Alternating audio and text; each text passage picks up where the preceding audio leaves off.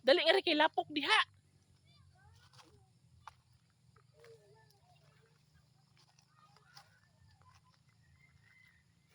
Arami!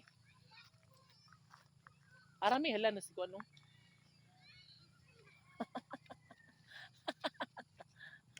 Dali rin. So, ayun mga friend Lalu. Ayan, um,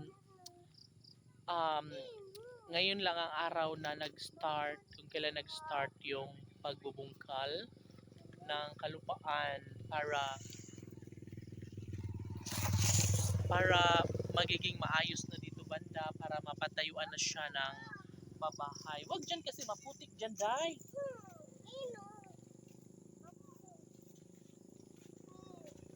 Ayaw, di.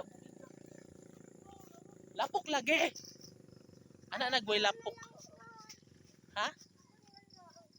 Hala, maraming bakal dyan. Wag dyan. Kasi maraming bakal dyan. Maipit ka dyan. Wag na dyan. Dito na lang, oh. Dito ba tong picturean? Diba? Ay, gunit, gunit.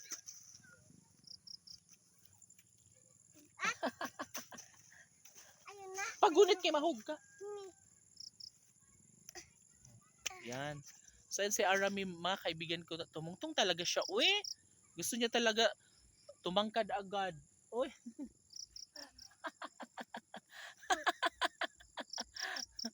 Ayan, ang gusto niya magpatungtong-tungtong. Siyempre, kailangan ko siya hawakan mga friend Lalo kasi baka mahulog. Naog na ka? O di pa siya, ayaw pa niya nang bumaba. Ano ba yan? Baba na! Ayaw. Ayun mga kaibigan ko. Ayun yung likod niyan yung talagang binungkal na siya ng backhoe. And of course, meron na siyang mga bakal na dyan, oh. Kumbaga layout na siya. Nanguha na sila.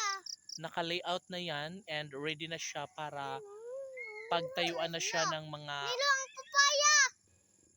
mga pabahay.